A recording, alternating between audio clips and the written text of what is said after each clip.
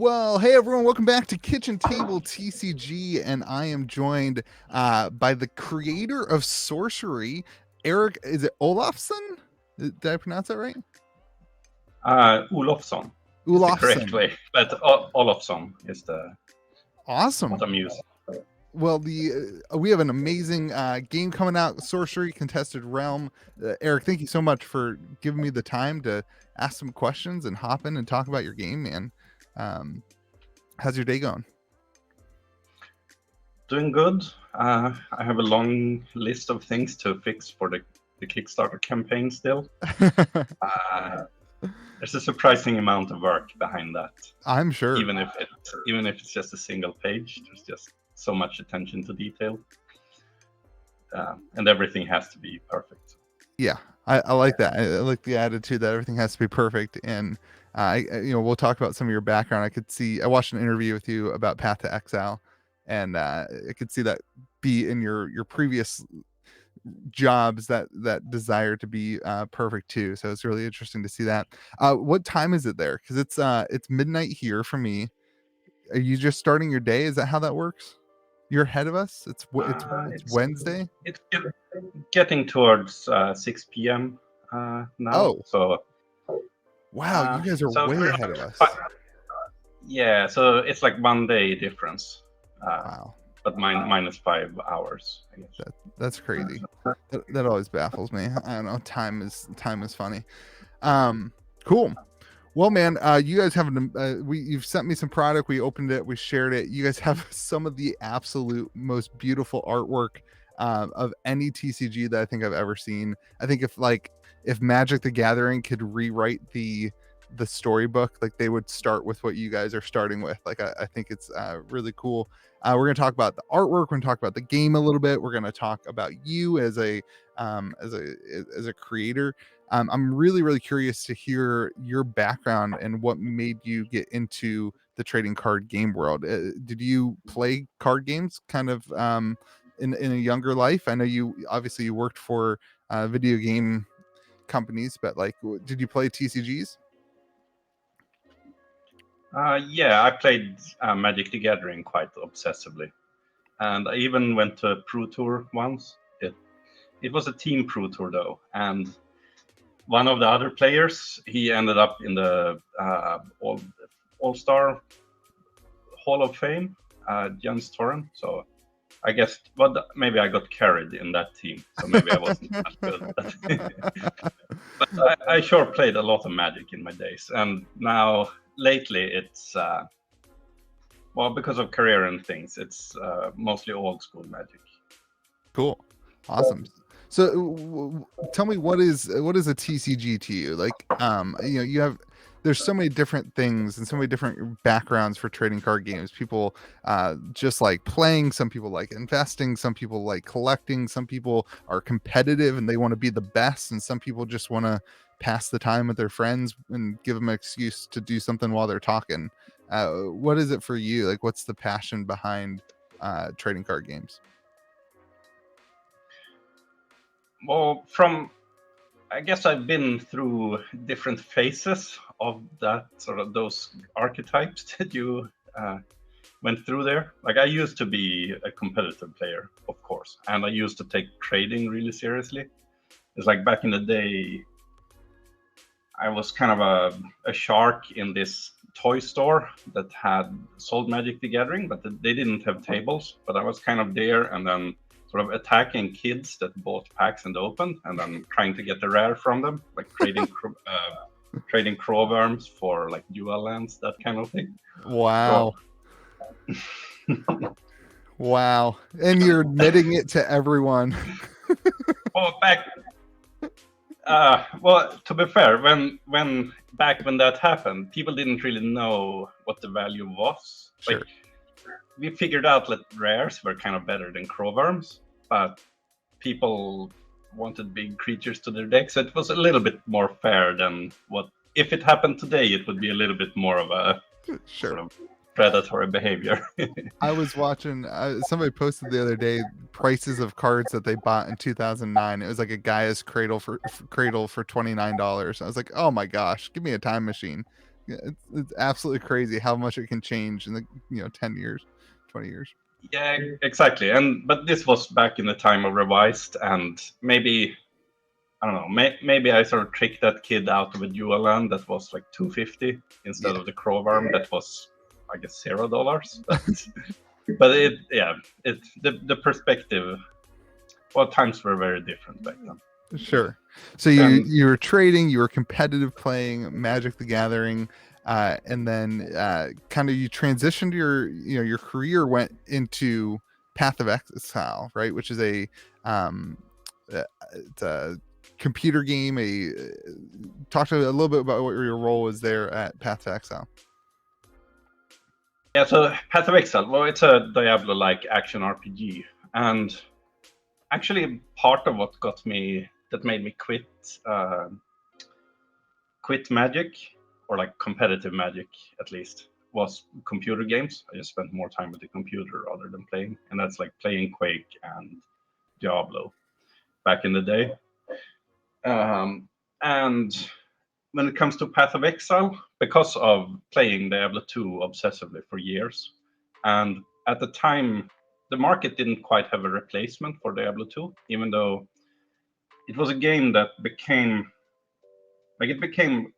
kind of old, and many game companies failed to create games that sort of scratched that right itch that Diablo 2 did.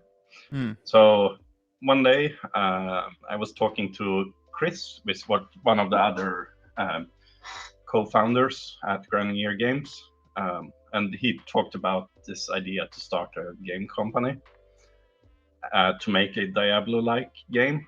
And I was, of course, well, at the time I had graduated like half a year before that, and I didn't want to get a normal job. I was playing online poker at the time with an average earn rate of like $3 an hour. So I wasn't exactly winning big in poker, but I didn't spend anything either. So, but anyway, like a week after that conversation, I flew down to New Zealand, and then we started Grinding Gear Games in Chris's garage.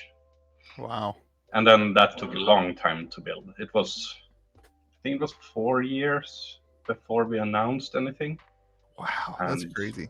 5 or 6 years until open beta, and then of course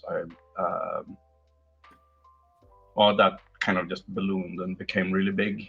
And I was working there for 15 years. It's only a couple of months really since I stopped. Since I sort of retired from that role there. And the role there was creative director, which means I oversaw pretty much anything on the art side. And that comes, like, it's concept art, and it had like 3D modeling,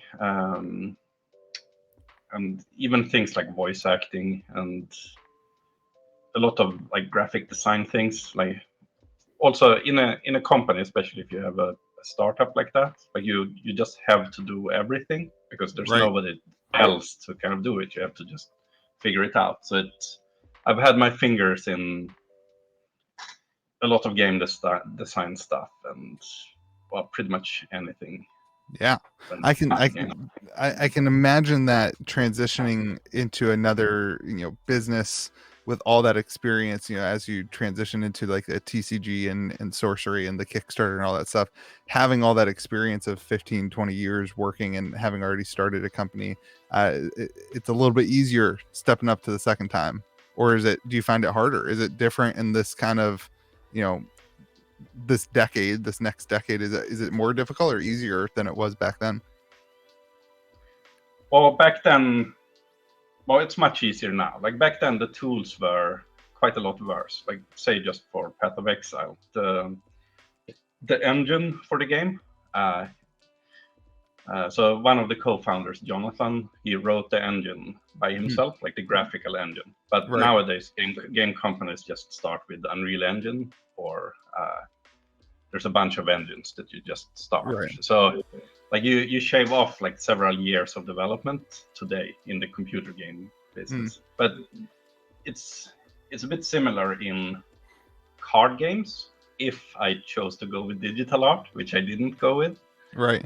Because the digital art, like, it speeds things up like incredibly much. And it's completely obvious for pretty much all game companies to go with digital art. Just right. It's so much faster and easier. It's like, I don't know, it costs like a third to produce maybe, and time-wise as well. So, but then that was one of the things with Sorcery, to get that very different feel. And with Erik's Curiosa to the company, it's a bit of a sort of labor of love project rather than a I'm gonna be a businessman kind of thing, if you see what I mean. Yeah. So it's more like I really loved sitting just late at night and trying to get the cards and like the flavor text just right in my spreadsheet where I have everything, and that's like, well, it's hundreds and hundreds of hours to get that kind of correct. Right. But in say grinding gear games or most companies, like, you can't really justify spending so much kind of time and effort on details like that, or rather you would have it spread out among several people, so you don't quite get the same cohesiveness, you could say. Makes sense. So that's why, well, with Sorcerer, I hope it will be just this super flavorful experience that you can't really get from a sort of company with 30 people. But then a company with 30 people that sort of has a sort of conveyor belt production, then of course you can do things a lot faster. But you do sacrifice a little bit of that kind of personal touch. So we'll get into the art, because I think everybody who has ever heard of Sorcery knows and has seen some of the art. We'll get into that. I'm very curious to hear what was the design process. I think I remember hearing it was quite a few number of years, but what was the design process, and what is the kind of overarching goal that you had in mind for the gameplay side of this game? What do you want? What are you looking to accomplish with it, and how did you come to accomplish what is now a finished or almost finished product? I can bring up the iconicness here, which would be that every card has sort of a distilled idea where the card title and the art and everything fits together in a super good way.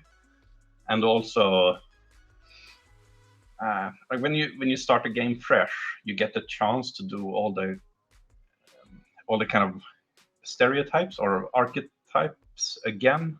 Like, say, if you have one dragon in the set, like Ancient Dragon, and then that's a really cool thing, then it becomes a lot different compared to, or it's hard to talk without comparing to Magic, for example. But there's like 100 dragons with a lot of sort of strange gameplay effects. So you just kind of lose a bit of that simplicity and sort of fast understanding, where if you look at the card, everything sort of just clicks really quickly. And that's the goal with the cards in Sorcery. And another thing would be that the cards should be recognizable sort of across the room. So that's another thing with keeping a certain simplicity to it, and also the different art styles, where the artists have been deliberately picked to have very different styles, which is kind of an anti-art direction thing, because the art director job is usually to make sure that everything has the same style, and like there's nothing that sort of sticks out and doesn't look like it's sort of part of the picture. But in Sorcery, it's instead the other way around, where I deliberately try to find like wildly different styles. But in a strange way, I still think that like you can still look at pretty much every card and say that it's the Sorcery style in a strange way, even though it's so different.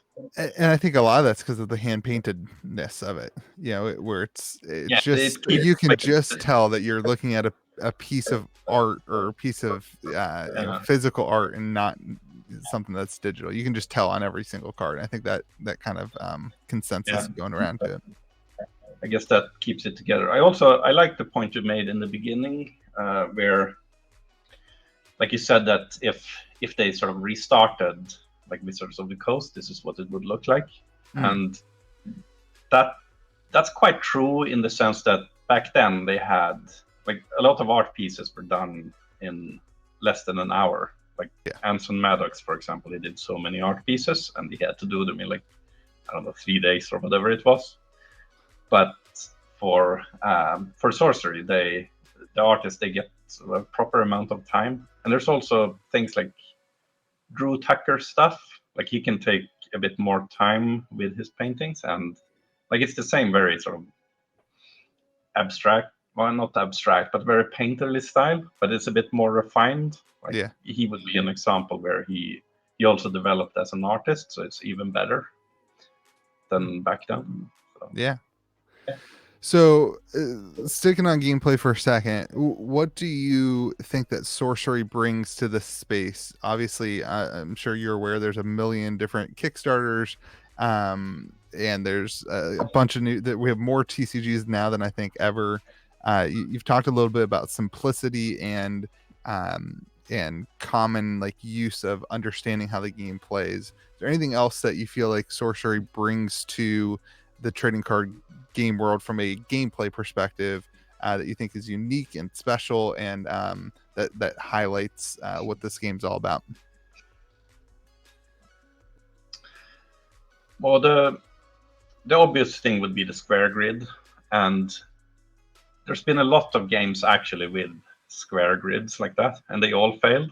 So I hope that Sorcery will be different, but it was actually quite boring while like I was a year and a half into the project, and every week I discovered like a new old and dead TCG that had a square grid.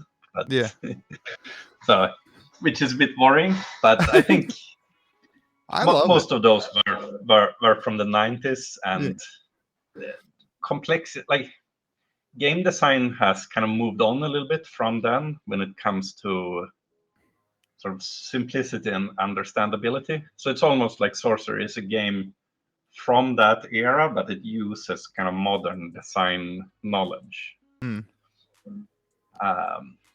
But yeah, the square grid has there's a lot of behavior that happens that is unpredictable and surprising because of it, just because it's like you get infinite amount of combinations of strange things that can happen in games, and that's very unique. Like the other day I played a game where I had this volcano site, and it didn't do anything for the entire game, and then both me and my opponent, we were really low in life, and then that volcano, you can sacrifice it to sort of deal damage around it, and then all of a sudden that mattered a lot, where it sort of restricted his movement a lot, and I could kind of corner him in and attack him. So it's like one of those things where like that game became very unique, even though like that card was just sitting there for the entire game, almost doing nothing. But then all of a sudden, it was like mattering a lot, and that's kind of like the awesome things that can happen. Cool. Yeah, I think that idea with the grid-based system also reaches another demographic of people, of like the board game players who.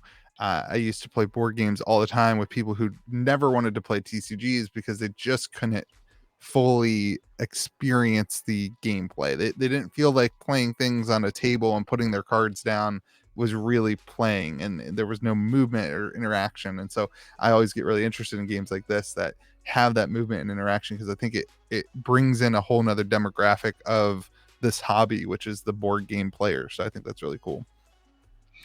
Yeah, a lot of people have mentioned like similarities to Warhammer, where like it matters how far things are and so on. But also with the board state, one of the design goals was that you build your board state up, so you get sort of a progression in power and space, and it sort of really feels like you're expanding, it's actually kind of the opposite in a way from Flesh and Blood, where like you start kind of decked out, and then you get down and down, and then at the end of it, like both are sort of running out of resources, and it's like just trying to get the last point in.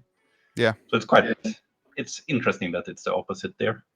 Yeah. But it also, you could say that it almost takes Magic to the more extreme when it comes to that sort of board state building. I like it. Well, cool. So this game, how long has it been in development? So I think the first art piece was commissioned in 2018, and it was maybe a year before that with sort of sketching on it and like just sort of writing with a pen on paper. So I guess it's more than 4 years now. That's awesome. Time flies. You got to be like just excited and antsy. I mean, March 18th, right? March 15th is the Kickstarter. It's coming out. I'm gonna 15th. I'm gonna transition over. You can't see it, but I'm gonna have the website pulled up here and kind of look through the images and share some of the stuff with everybody. I'm oops, I just flipped you upside down. I meant to flip you side by side. Sorry, everyone. Oh my gosh, this is embarrassing. Everyone's gonna be making fun of me. This is where everybody can make fun of me on the YouTube video. That's great. It's not getting any better either. All right. Anyway, here we go. So we've got the website pulled up, and you can just like from the start of it, you can just tell like how much time. And when I open my my kit, first off, thank you so much for sending me the starter kit, the 4 decks. I think the first thing I said is like, somebody who takes this amount of time to make things look this good is passionate about what they are doing, and that's what stood out to me, and it stands out to me on your guys' website too. You can tell that you're just passionate, man. I love it, and the artwork just looks incredible. So I thought it would be really cool if we took a look at so you have the spellbook cards and then you have the Atlas cards. That'd be really cool if we could take a look at a spellbook card. I'm on your website. Maybe we could use Doomsday Device, and you could tell us a little bit about what that card does and what the kind of layout of the card is, and then we can take a look at one of the atlases, and you can tell me a little bit about what the atlas does. Okay, the Doomsday Device. Well, you have top left casting cost. Well, because of how the resource system works, I guess Doomsday Device is a relic, so it doesn't have a sort of an elemental threshold. So it just has a mana cost. But that's actually I'll skip going to the resource system. But this card, the point is that you pick it up with one of your minions and you carry it to your opponent as close as possible to your opponent's avatar before it goes off. So you have 3 turns, 3 counters on it, and it ticks down once per turn. And this card has some great stories about it. When you put it on the sort of the lowliest of low small minions, like this dromedary that costs 1 mana, and then you carry it in, and it explodes, and then hopefully you win because of it. But it can also backfire hilariously if you if your opponent kills the minion that carries it, and then you are all of a sudden the closest one to it. Is there I think I picked a bad card for you to explain. I think I threw you off a little bit. Is there a better card for me to explain the basic? I think I picked a card that's like not a basic. I just picked it because it was the middle one. Is there a card that would be like, hey, this is the basic spellbook card that you could explain what goes on with a card layout? I guess I'll have a look on the website too, so I can see what I'm talking about.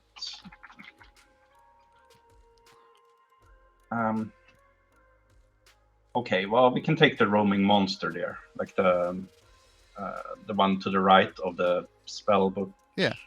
Back.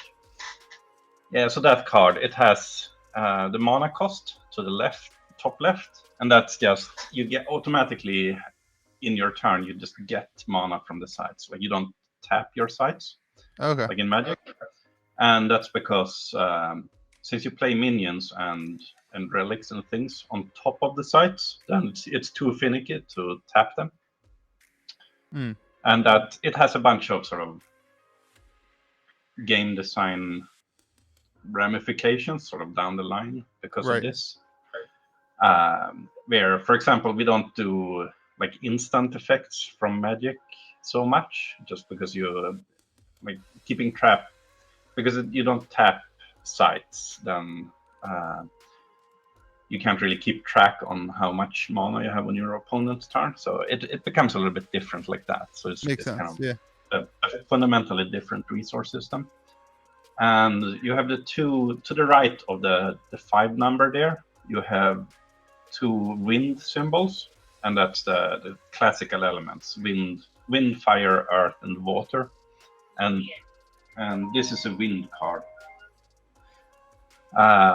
And that being a threshold system, that just means that you need to have 2 sites that give that threshold in game. So you don't spend the colored mana, you just kind of have it. So you can, if you have 2 wind sites, then you can play any number of these like roaming monsters, as long as you have the mana to spend them, because the mana gets spent. And in the top right, you have the power value, and it's a single value that says how much damage this minion deals in combat, and also how much damage it needs to be dealt before it dies. So I assume almost all of your listeners know how Magic is played. Right. So it's basically a 4/4 creature in Magic. Makes sense. And so all the monsters have the same power and toughness. That's just it's a one singular number, and it clashes basically. Yes, almost all of them. There are some keywords like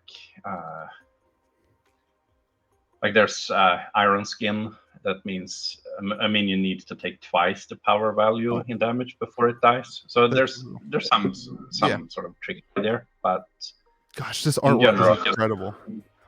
Just this one number too, and I guess I can mention also like just the card layout. I prioritize symmetry a lot. Like I had a number to the left and number to the right, and I try to keep it balanced with everything, with the card title and everything centered on that specific card. And I guess the next down is you have the title. It's a roaming monster, and it's a little bit of a sort of Dungeons and Dragons thing. Like they had these like roaming monster, like you do a roll if you encounter roaming monsters or not. So the type line, which is at the top of the rules box there, that has it carries some information like the rarity and what monster type it is. So ordinary there, that means it's basically a common card from Magic. Oh, but it also means you're allowed to have 4 ordinary cards in decks that you build, and there's a limitation where ordinary cards, you can have 4 exceptional cards, which is the next step up in rarity. Then you can have 3 in your deck, and then you have elite cards, the next step up, 2 cards in your deck, and then at the very end you have unique cards where you're only allowed to have 1 card like that in your deck. And it comes a little bit from the old school Magic feel, where you have these restricted cards that you're only allowed to have 1 in your deck, but it can be quite broken. But it can also create a quite sort of positive element of randomness, where you can get kind of amazing turns going if you get the right restricted cards. Yeah, so I like that. I like the game. I like games that have some degree of variance that you can. It's a game, right? It's a trading card game. It's not perfect. It's not 1,000,000% about skill. It's fun to have like a really big turn happen. I think that's really cool. Yeah, nothing against skill games, but you can specialize in sort of casual fun play, and you can specialize in tournament play. And this sorcerer definitely leans more towards having a great time at the kitchen table instead, and then just allowing kind of some broken cards. And, I like it. As Kitchen Table TCG, I'm all for that. Yeah, that of course. So the effect on the card, summon this monster to any site, that just means that you can play it on your opponent's sites as well. So usually you can only play your minions on your sites, and then you can have to walk forward and attack your enemy sites. But this one can then sort of come in behind the enemy lines. And then we have the flavor text under that in cursive out of the blue, which on this card happened to match the art, which has a blue door opening behind him. That's cool. Which wasn't planned, but worked out well. Oh, you don't have to tell anybody that. We can cut that one out. Yeah, completely planned. And at the bottom, the artist name, and I also want to keep like the artist names are quite prominent on the cards. Like they are at the bottom, but it's very easy to see. And I also try to keep it very, very clean. Like most card games have like set numbers and things down there, but that's another thing. I just want to keep everything as clean as possible. Just to make it nice. Jeff Easley he's also quite a legendary Dungeons and Dragons artist as well. So I'm extremely happy and even a bit surprised that I managed to get so much art from him. But that's I'm not. amazing. You seem to know the art side of this fantastically. One of the things that I always initially look at in card games is how do they feel? When you open the cards, when you look at a card, are you confused? And like obviously everybody knows this talking about sorcerer already, but like your cards are just so, like you said, organized really well. They're clean. They're the graphical interface is so great and so basic and so easy to understand. And like honestly, from my perspective, I love hearing that there's additional things in there that are hidden, like the ordinary, like the rarity, because like I had no clue. Like I was like, are all the cards just the same rarity then? Because there's no, like, and it's cool to know that and hear that. And I think that's a really cool way to do it. And I think it speaks to what you're passionate about. Like you're passionate about graphical interface and looking really good. And like, it really speaks that you've built all those elements of a regular TCG into that. That's super cool. You can just tell you're just passionate about it. I think that's really awesome. There's certainly one school of thought that says I'm insane, sort of hiding away the rarity information like that. But I'll take that, I guess. You have to prioritize some things over others. But it should be easy. Once you know it's there, then it should be easy. Let me ask you this. Is there anything, based on this, is there going to be anything that separates this as a Kickstarter card, or are these going to be printed as like the same, or is there, we can get into the Kickstarter in the future, but because we're talking about that right now, I'm just curious. There would definitely be something on the cards that makes it relatively easy to tell right away if they are the first edition or not. Okay. I haven't really, there's a bunch of ideas floating around, but it's probably best to just keep it at, they will definitely be different. That's cool. Man, I'm looking through some of this artwork. Do you have a favorite? Maybe you don't want to say. Do you have one that you speak to more that you wouldn't call a favorite? They're all your kids, but like, it's very hard to pick out. Like, I do have favorites. Like, I do have one or two pieces from each artist in my personal collection. So I have this art wall. Oh, that's cool. So it would be from there, I guess. And I guess the ones that I put up on the website would all be favorites of some sort. But I don't know. For example, the Screaming Skull there at the bottom left. What faction is that, or what fire, earth, wind, what element is that? So that one is also a relic. Okay. So, I'm pulling up the actual. What did you say it was called? Screaming Skull. So that would be in cool. That is just, cool. Just on the landing. Man, you can just because tell that one has that. It has what? So I'm gonna say that one has that kind of iconicness to it, where like it's extremely eye-catching, even I don't know, 10 meters away. You know what card it is instantly. Yeah. You can just tell that this is a sorcery card. Like your game's not even out yet, and it already has like a feeling to it, and I love that. And I think that's going to be something people really grasp onto. Cool. All right, so you've got your spell cards, and then you've mentioned you know, from the atlas, you've mentioned sites. Is that that's what you're calling them? You mentioned. Can you tell me a little bit how the spell book and the atlas differ? Yeah, so on my screen here, I scroll down to the it shows 3 sides and the spell book, the atlas pack. And well, the difference would be, of course, that they are landscape format, and there's a gameplay reason for that. So on the squares on the playing field, then you put the site down, and then all the cards that go on top, like you can always see the site below it, like they don't cover each other completely. So that was like one of the kind of early game design things that was like a huge improvement once we figured that out. That's cool. That was one of the quite a breakthrough, I think. And there's what else can you say about this? You have at the rules bar to the right, you have that elemental threshold symbol. So in the Cloud City, that's the wind symbol. So you would need 2 of those wind symbols on sites in play to cast the roaming monster that we looked at earlier.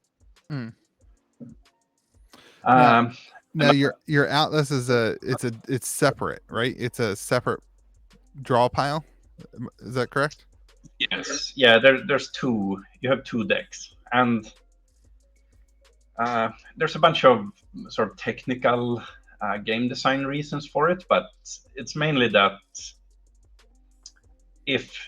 just because you need a big number of sites and kind of a predictable number of sites, just because of so that you can fill up the playing field, then it's best to keep it that way, so you can sort of get a steady stream of sites. Even though, well, the obvious comparison is Magic, where some decks you could survive on like three lands if you're like a red burn deck.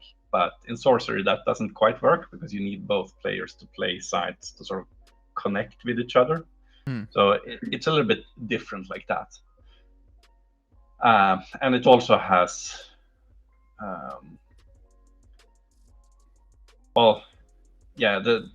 it's just game design wise that helps a lot.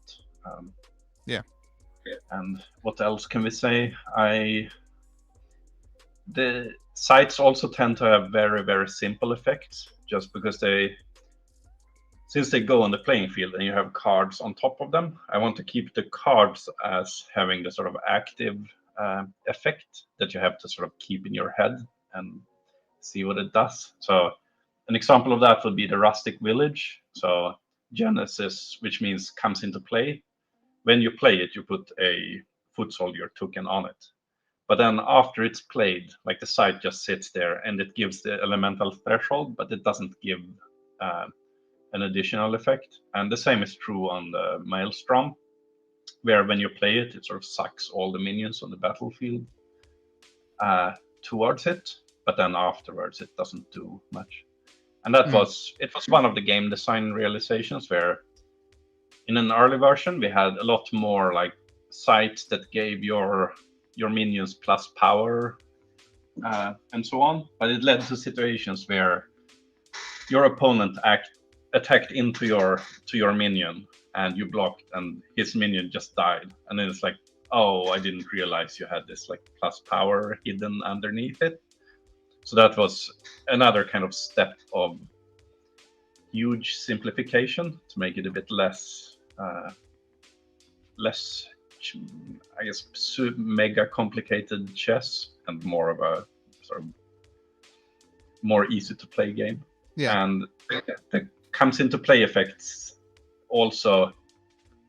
Like there's something that's kind of more fun and unpredictable of like your opponent plays something that you didn't know that he had it, and there's the whole like you play with unknown information and bluffing instead of sort of solving a giant mathematical puzzle, and that also goes more towards the more casual angle.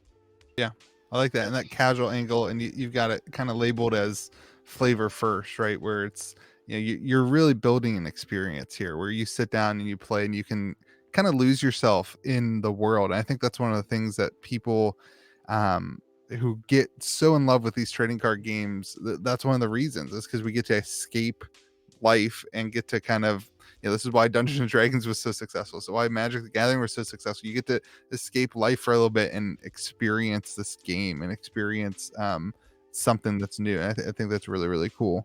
Yeah.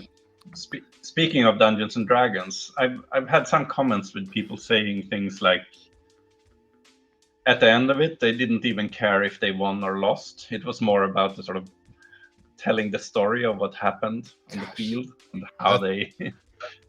That's awesome. That's really cool. Well, cool. Well, hey, let's move on and talk a little bit about, you know, we talked a lot about the gameplay. We've looked at some of the cards. We've looked at the artwork. Obviously, you have amazing artists, and I'd like to get a little bit more in depth on what your passion behind the art is, and when I'm very curious, when you go to an artist with a card, what is it that you say to them? You know, what's kind of the direction that you give them, or how much work do you give them versus like, hey, this is your project? I'm really curious on that kind of side of things. Well, this project is actually kind of odd in that I try to give them as little information as possible, because it's meant to be their vision as much as possible. I do, of course, show a bunch of existing cards, so they sort of generally know what it's about.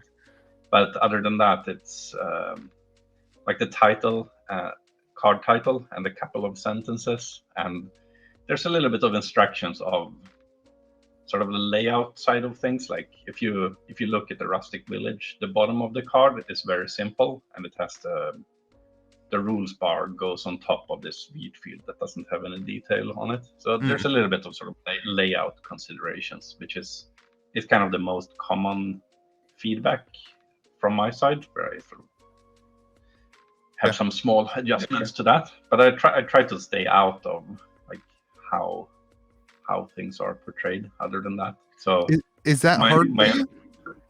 Like when you come up with Pendulum of Peril and that you say that's going to be the card name, you have to have something in your brain, and then the artist sends you. Are you like, oh man, that's different? Is it exciting? I get the pendulum there would be an example of where it has a bit of a more complicated gameplay effect. But I think if I remember correctly, that one was just like it's this kind of giant pendulum that is a little bit abstract. Like it happens on the playing field, but it's also not, I don't know, like it's not a 10 kilometers big pendulum that sort of sweeps over the valleys and stuff. But well, part of it there is it's awesome to see what comes back, especially with Drew Tucker, because he tends to have a sort of creative and interesting ideas for it. Yeah, I'm not sure if that answers the question really. I just think it must be really interesting to be you, right? To be like sending these not real prompts, but you know, even directions, and you have to have something in your head and that comes back. I was just curious that it's not important. It makes me curious to see, like, from your perspective, is it just like this? You're just like waiting on your emails to like be like, oh, what are they? It must just be like a movie to you every time that it comes back. I don't know. Well, that's awesome, of course. It's a little bit of a Christmas gift. Like, Oh yeah. when you get new emails with Yeah. sketches and things. Yeah, that's awesome. I guess especially with this project where when I get art, it's more interesting to see what they made rather than like it's a bit less of a work task of I just have to check that like every step of the sort of detailed instruction was followed. It's a bit less of that and more of just receiving the gift of the art from them, I guess. Yeah. Well, But cool. yeah, it's a tricky one where like the art direction in this project is very different in that sense compared to what it normally is.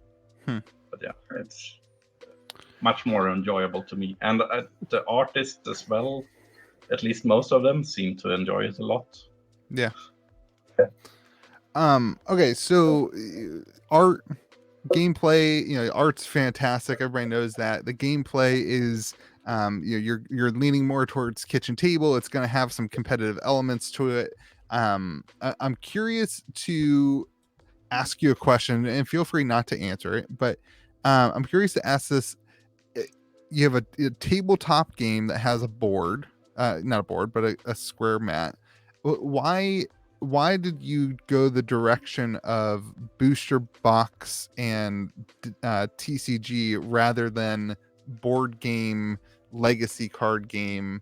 Kind of you get all the stuff all at once. Like what made you go in the direction of like opening up packs where you have rarities and a system of trading, and there's an element of not investment but an element of finances attached to that? What made you go to the TCG route over going to a like board game-esque type thing? Well, when it comes down to it, I guess I just myself like to open packs, and I know other people like to open packs too. Like there's something about that nostalgia from back in the day. Like it just wouldn't be the same if it's a box set. Which is, well, especially in the beginning of the project, it's almost every person suggested that I should make it a living card game, as it's called, when you get all the cards. And I certainly get the argument, but I don't know. From back in the day and opening packs and like playing drafts, opening packs, like it's just the feeling behind that is just. And since I get to do it exactly like what I self enjoy in this project, then it gets that element too. Cool. Well, can you tell me a little bit about the rarity structure? I'm gonna back this way too much. I'm gonna spend way too much of my family's money and way too much of my business's money backing this. Can you tell me, when I sit down and crack open 10 to 30 to 40 boxes, what am I going to be looking for? What's the rarity? Maybe you can't give me all the details, but what's the what's the chases?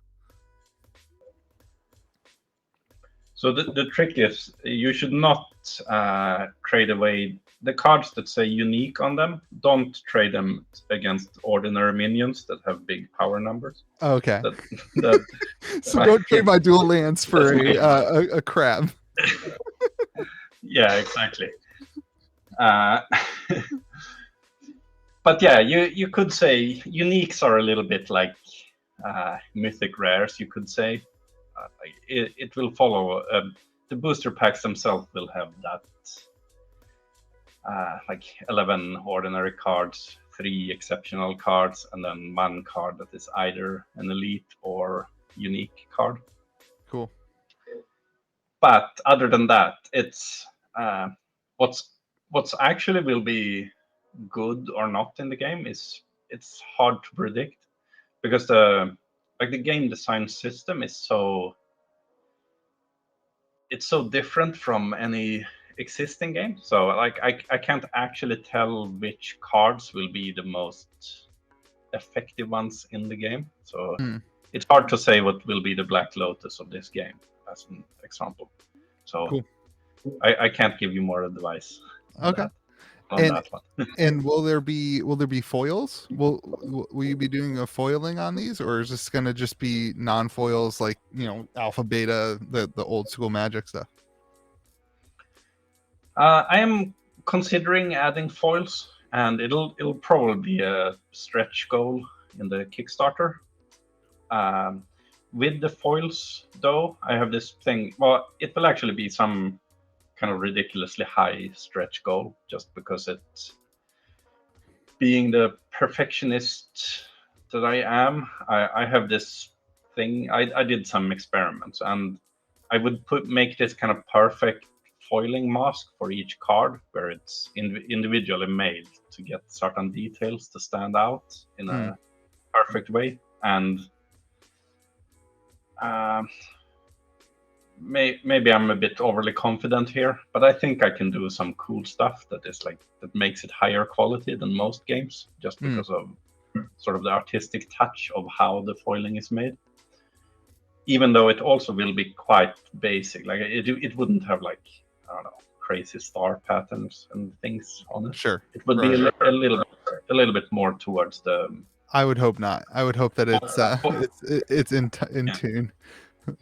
A little bit more like foils back in the day, where it's a little bit simpler and also more rare. Like I don't think there will be foils in every pack. It would be more like, love it, every 4 or every 8 packs, or even every 12 packs.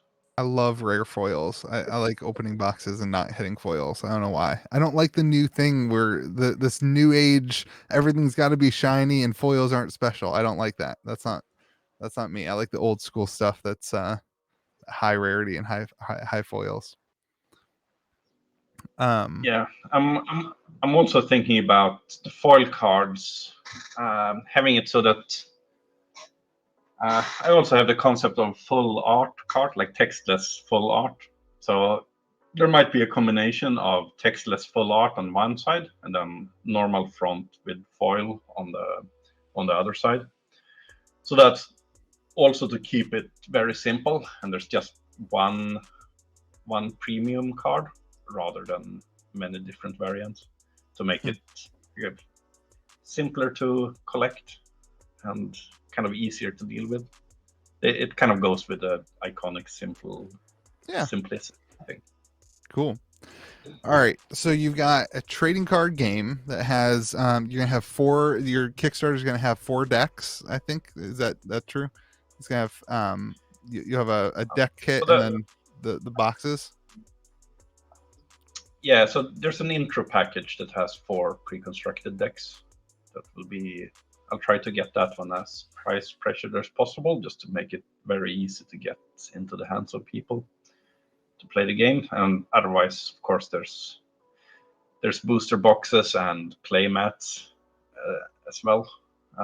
But I actually also strive to keep the Kickstarter campaign quite simple as well. Like in the beginning, we discussed all types of things with like dice and sleeves and all types of add-ons, but I think I'll try to keep it very simple with pre-constructed decks, booster boxes, and of course cases of a lot of booster boxes.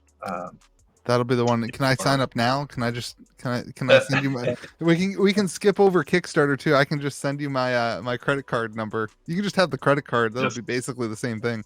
I'll choose the amount. Yeah, there might be some tier that some high tiers that contain like original art and like print sheets and stuff that is limited, and that would be a little bit more complicated. But that's cool. Yeah, otherwise easy and simple stuff.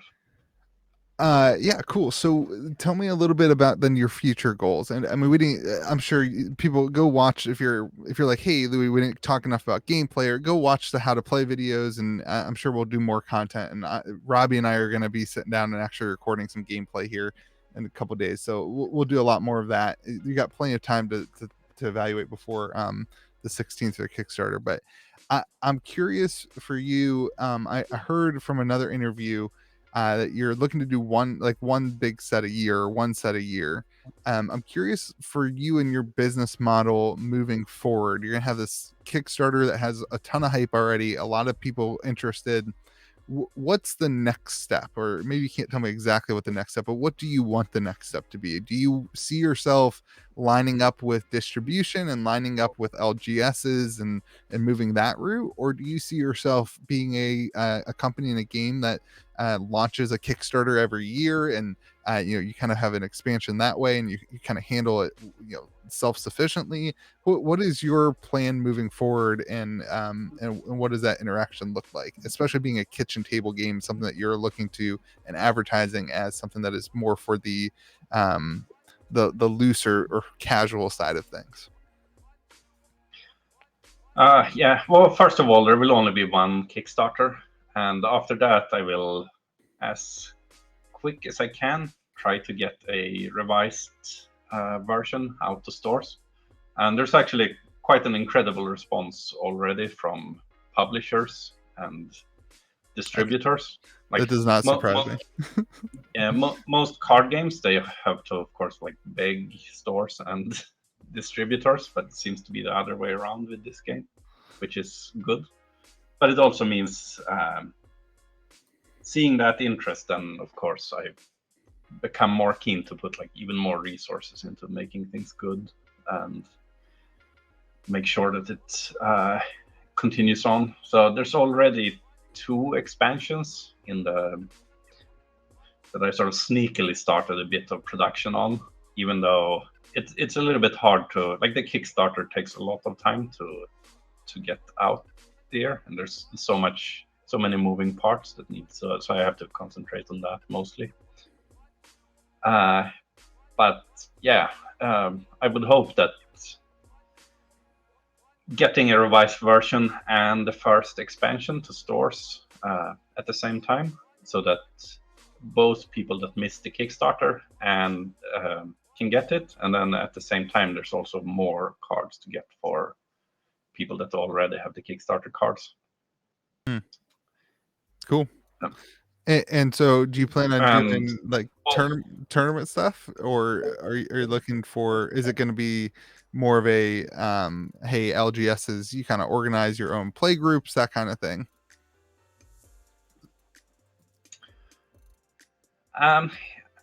I guess that would be one of those, like, I'm keeping an eye on that, just so if people really want that, then it's something that we can jump into quite fast.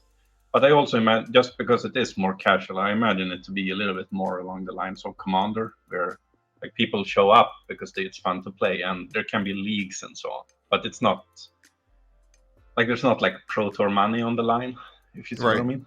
Mm-hmm. Yeah.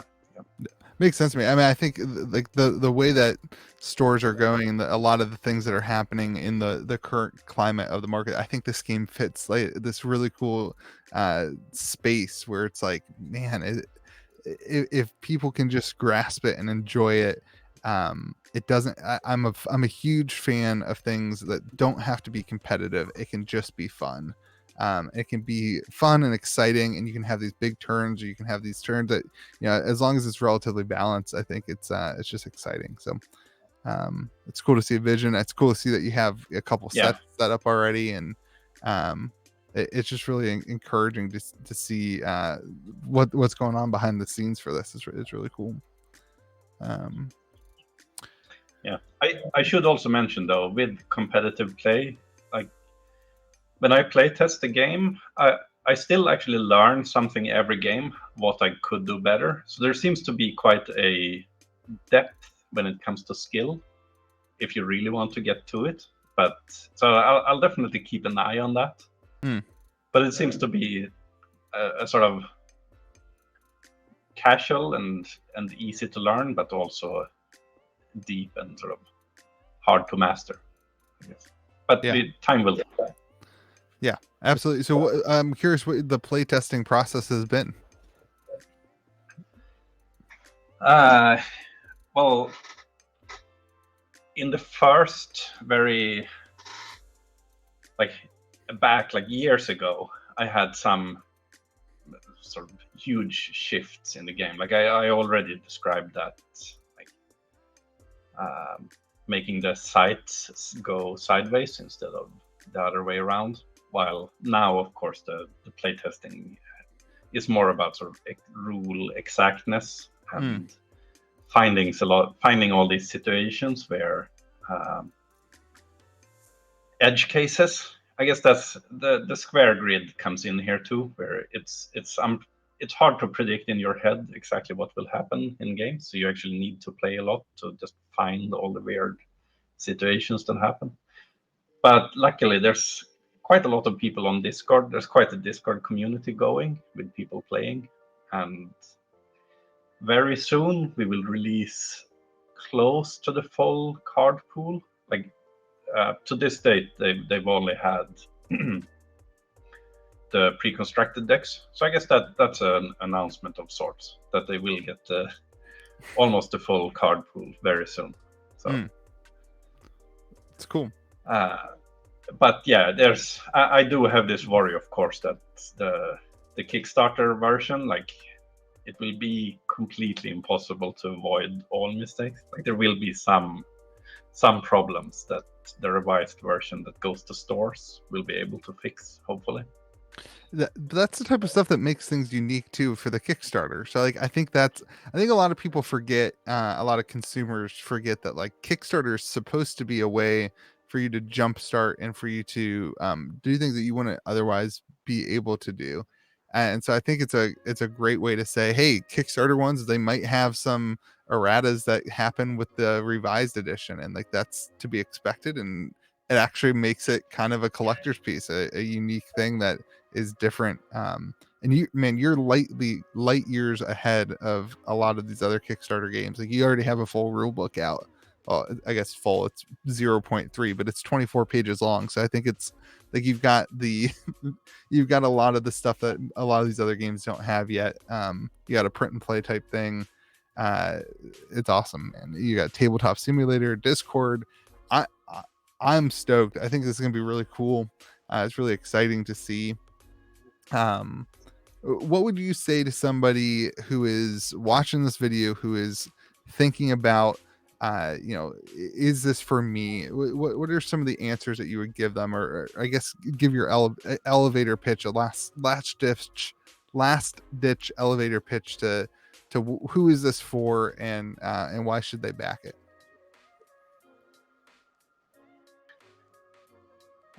Well, if you appreciate old school traditional art, and if you like tactical gameplay, and if you like extremely flavorful cards, then this game is for you. Yeah. If you don't like any of those, if you don't like those things, then why are you watching my channel? If you don't like those things, why are you watching this channel?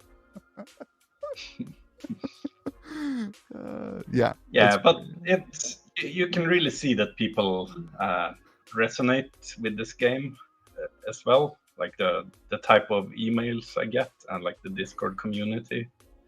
It's quite incredible, actually. Like, you mentioned Tabletop Simulator, but that's just, I didn't have to go and chase someone down to get the Tabletop Simulator done. It's just someone kind of, well, not just someone, but people just sort of magically materialize with resources and help. And that kind of tells a lot about how this project, how it excites people. Yeah. Want in and want to help. So. Yeah, that's fantastic. Well, man, thank you so much for your time and for just being on the channel. And Erik, thank you for sending me those decks. I'm really excited. Robbie and I played one or two games, and we kind of started learning it. I think we're going to record this week. I think actually the day that this is going out, we're going to sit down and try to record a Is It Fun video for my series. And I'm just really excited. I get really excited about Kickstarters. I have been very, very excited about Sorcery since the first time I saw the artwork, and since I learned who was behind it. Somebody who has 15-20 years of experience in organizing games and art, and a ton of business background in that side of things. I think you've got a lot of the stuff that I look for in a game and an investment, and then something that, you know, all TCGs are, you know, we spend money on. You don't want to see things just kind of go to crap. And so I think it's this is one that's been on my radar, or something I've been super excited for. So thank you for spending the time with me. And this goes out, let's see, what is it, March, I was too busy looking at the artwork. This goes out March 15th. And is there 15. is there any like early bird thing? Is this going to be something that, like, you know, you have a super limited package at the beginning? Is there going to be do people need to be like on this rate on day one, or should they be, you know, do they have time to hop in?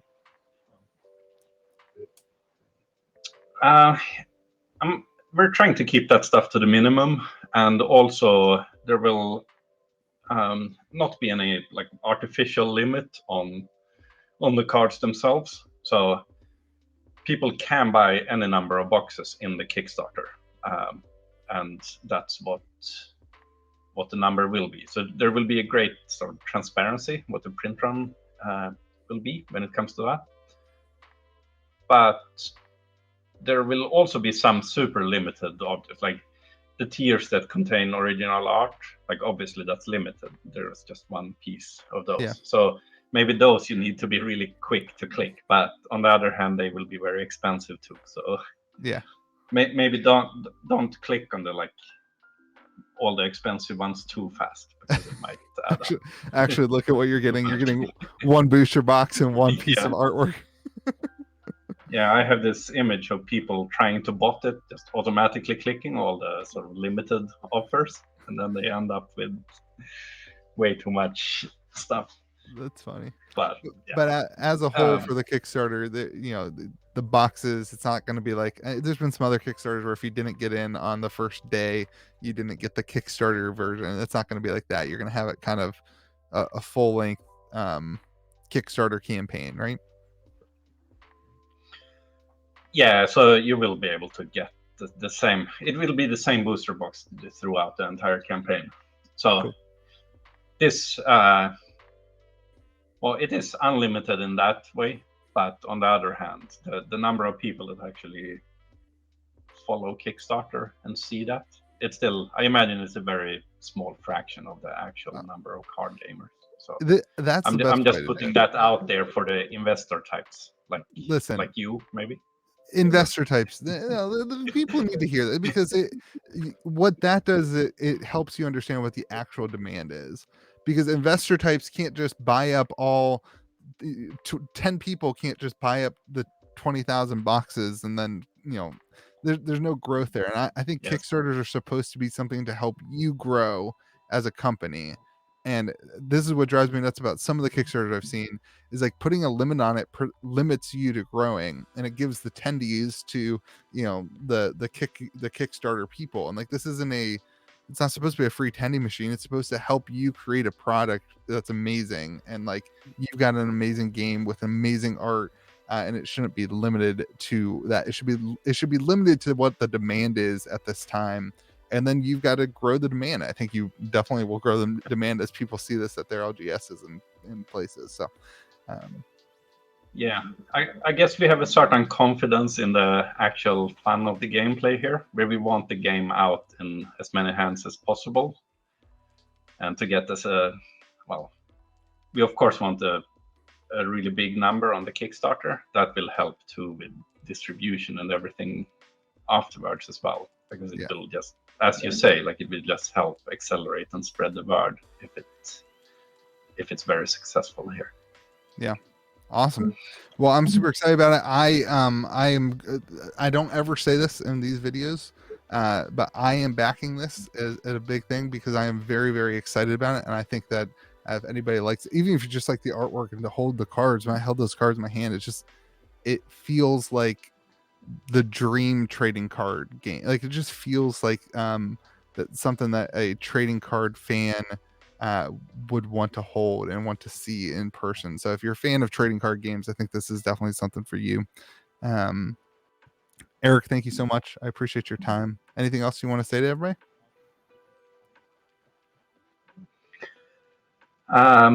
Well, just sign up for the Kickstarter, so you get notified when it comes out.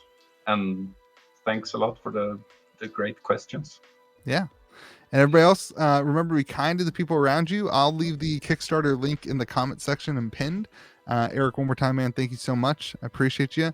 And the rest of you guys, we'll see you guys next video.